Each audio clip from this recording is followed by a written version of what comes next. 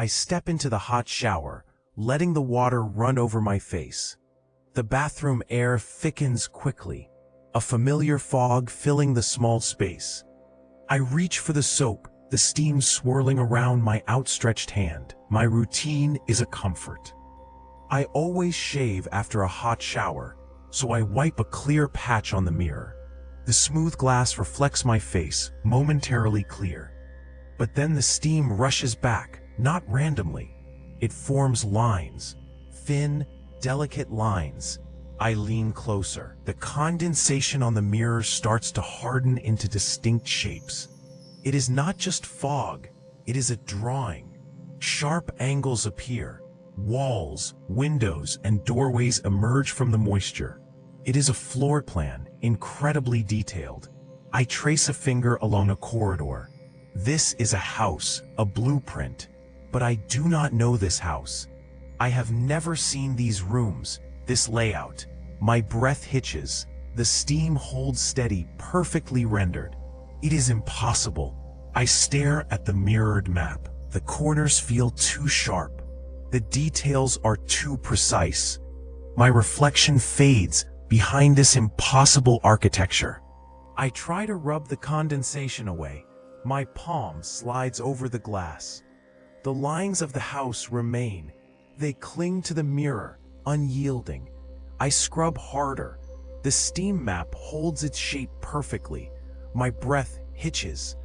A soft cough sounds behind me. I turn slowly. Mark stands there. His face is blank, devoid of expression. His eyes are wide, unblinking. He looks past me, toward the steam-covered glass. His lips move. No sound comes out at first. Then, a dry, raspy whisper cuts through the quiet. The lines must not be broken. The words are flat, they feel like a command. My skin crawls. I stumble back, hitting the tiled wall. My hand slips. Something small and hard presses into my open palm. It feels icy. I look down. A tiny brass key rests there. It is detailed. Its surface gleams faintly. It was not in my hand a moment before. No one is near me. Mark still stares. He does not move. He does not acknowledge the key. I squeeze my fingers around the cold metal. The key feels heavy, too real. This is not a dream. The warning is real. The key is real. The map on the mirror glows with an inner light now. Its pathways beckon. Dread settles deep within me. My heart hammers. This is only beginning. I turn the key over in my palm, examining its cold, dark surface. My coworker's hushed words, his strange warning about the shower room, echo in my mind. He spoke of things unseen, of impossible changes. As I focus, truly focus on the key, a low, grinding sound starts directly beneath my feet. It's a subtle friction, metal on ceramic, barely audible at first. Then, the floor tiles beneath me begin to shift.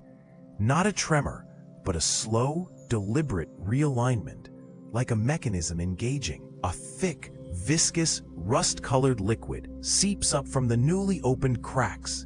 It oozes between the ceramic squares. It spreads quickly, silently, staining the clean white grout.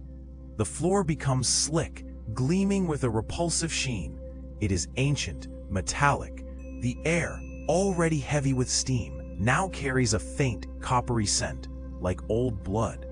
The key in my hand grows impossibly heavy. It drops, pulling my fingers down, towards the floor. My arm resists, but the weight is immense, a crushing burden.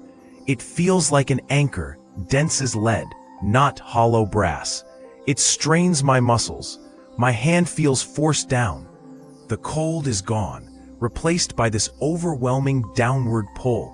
I stare at the spreading rust, then back at the key. It wants to go to the stains. My hand trembles, unable to fully support the object. This place is not just changing.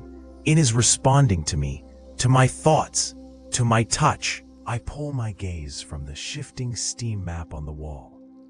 The coworker is nowhere in the shower room. My head snaps to the mirror, searching for any sign of him in the glass. Only my own face stares back, but it is wrong. My reflection's features twist, an unnatural grimace of pure fear. Its mouth moves, a silent, frantic warning. No sound escapes, yet I read its lips clearly. Pattern. Its eyes are wide, bloodshot, begging. They hold a terror I cannot yet fully comprehend. I stare at the distorted face, mesmerized by its silent dread. A small, distinct clink echoes from the corner, pulling my attention. My eyes dart to the metallic shower head beside me. A tiny circular indentation forms on its polished surface. It presses inward. Then another appears, just below it, and another. They bloom across the metal, small, perfect circles. Each is the exact size of a key's end. The reflection's shaking finger points at these fresh dents. Then it points directly at my hand. My grip tightens around the cold, heavy key in my palm. This place watches. It listens. The air grows heavy. The pattern is being enforced, its rules becoming undeniable. Every single action now has a consequence. My reflection trembles, a silent scream, frozen on its lips. It warns me, desperately. I feel a chill, deeper than the steam. I try to step closer to the shower head. My hand reaches out, seeking the control knob. The warm air around me changes. It feels different now. The steam shifts. It gathers in a thick cloud directly in my path, pushing me. It guides me gently but firmly to the left. I cannot move forward. My choice is taken.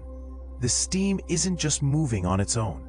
It actively curls around my torso like a living current. It molds itself, pushing my shoulder, then my hip. I am being steered. It feels like an invisible hand. I follow its lead without any true thought. My own free will feels distant. I am not choosing this path. The environment is making decisions for me. Its intelligence is unsettling. My eyes fall on the shower curtain, unmoving.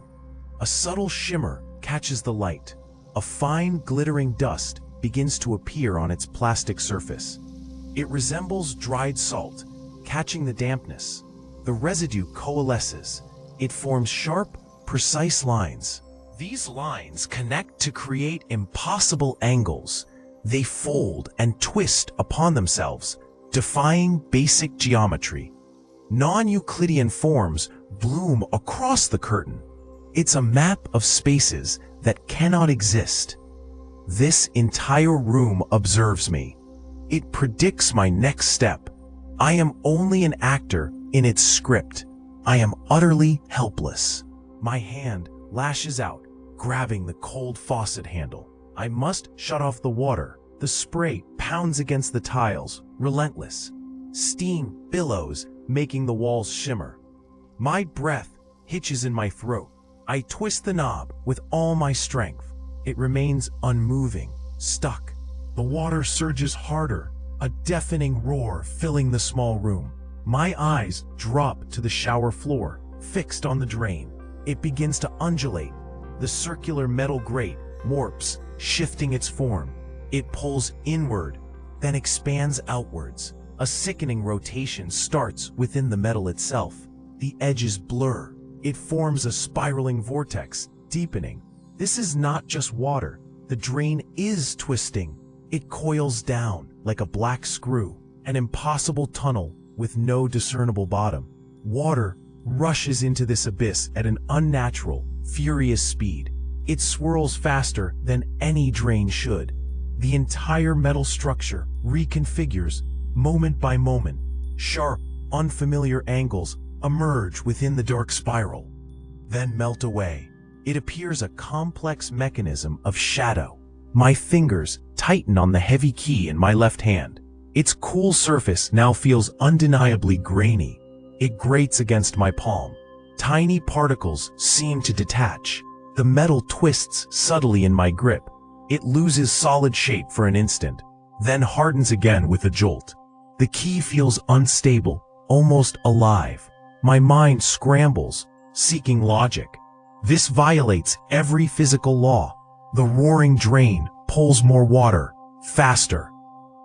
It creates a deep vacuum of sound. The air vibrates violently around me. The tea feels soft, then impossibly sharp, then soft again. It is actively changing. My body trembles. I cannot stop it. I am caught. I fix my stare on the impossible drain, its dark opening defying all logic. A low hum vibrates through the floor, a subtle shift in the very air around me. My head turns, compelled, toward the wall beside the shower. There, the ghost of the house reappears. The steam map, the one I saw before, solidifies on the tile, etched in condensation. It forms, precise and clear, every room and corridor familiar, yet unknown. My breath catches in my throat. Then, without a sound, it begins to reverse. Lines of steam retract, pulling inward. Walls and rooms shrink back into formless vapor. The map undoes itself, erasing what was just there, flowing backwards from existence. My mind cannot process this. I press my palm flat against the cold, wet mirror surface. My reflection meets my gaze, eyes wide with disbelieving horror. A faint, almost imperceptible crack begins to bloom within the glass. It originates directly from my reflected left eye. The hairline fissure spreads, spiderwebbing outwards across the glass, fracturing my image completely. My own face is now splintered, my reality distorted. I pull my hand away, my fingers brushing the key I still hold tightly. It is no longer rough, no longer unstable. The metal is impossibly smooth, cool to the touch. It gleams with a perfect, unnerving sheen under the dim light. Its edges are flawless, its former imperfections now completely erased. My breath hitches in my throat. I see the wall change. A faint, low thrum begins to resonate. It is deep. It feels organic. My heart thuds against my ribs. The ceramic tiles shimmer strangely. They shift. A wet, guttural groan fills the small space. My head snaps to the sound. The smooth tiles ripple. They stretch, not cracking, but pulling. Their hard surfaces thin, like taut skin over something alive. Lines of grout widen and constrict. They resemble angry veins. The white surface blushes a sickly gray. The entire wall bulges slowly outward. Then it retracts. It is breathing. Each inhale is a sickening scrape of ceramic against unknown flesh. Each exhale pushes air, thick and humid. The map, once steam, is now a pulsing pattern. It is embedded. It moves with the wall's breath. I stare, horrified. This room is alive. It contracts around me. The pressure grows. I look down at my hand. The tea rests there. It feels strange, lighter. My fingers loosen. The key lifts itself. It hovers, a hair's breadth above my palm. It is utterly weightless. Gravity has vanished for it. It spins slowly, suspended. The walls close in further. The breathing intensifies. I am trapped within its beating heart. I shift my weight, a nervous tremor in my legs. The cold ceramic beneath my bare soles feels different, suddenly yielding. A deep, wet thrum vibrates up into my feet, a slow, rhythmic pulse. I look down, my gaze fixed. The white tiles are gone, vanished. In their place, a grotesque expanse of slick, pink tissue stretches out, wet and glistening. It ripples faintly, like a vast, flat organ breathing. My feet sink deeper with each tiny adjustment. Perfect, deep molds of my arches and toes form in the living floor. They hold their shape, permanently embedded within the soft flesh. The shower floor is now a visceral, pulsing map of my own body. It remembers me. The heavy key, still clutched in my numb fingers, feels suddenly weightless. It drifts from my open palm, rising slowly, defying all gravity. It floats without effort towards my chest. A strange, warm current pulls it directly over the skin above my heart. I expect cold metal, but feel only a soft internal hum. The key touches my skin, then seamlessly melts inward. No pain, not a single pang, only a deep, pervasive warmth. My flesh closes over it, smooth and unbroken. It is part of me now, gone from sight, settling deep beneath my ribs. The line between my body and this place, it dissolves entirely. I press my hand against the cold, tiled wall. The ceramic softens beneath my palm. My skin, my form, begins to melt into the grout. It becomes part of the wall itself. The polished chrome of the faucet glares. An eye stares back. My eye. It is watching me, unblinking from the metal. From the dripping spout, a single water droplet forms. It shapes into a grimacing mouth. My mouth. Silent. It hangs for a moment, then falls. The map of the impossible house, once just steam on the glass, now hardens.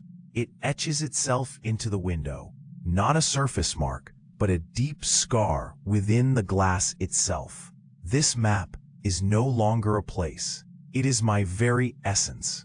My blueprint, fused, laid bare. My own thoughts. They are no longer singular. They blur into the ambient hum of unseen pipes. The coldness in the air is my own. The walls themselves feel porous. They absorb me completely. My consciousness spreads.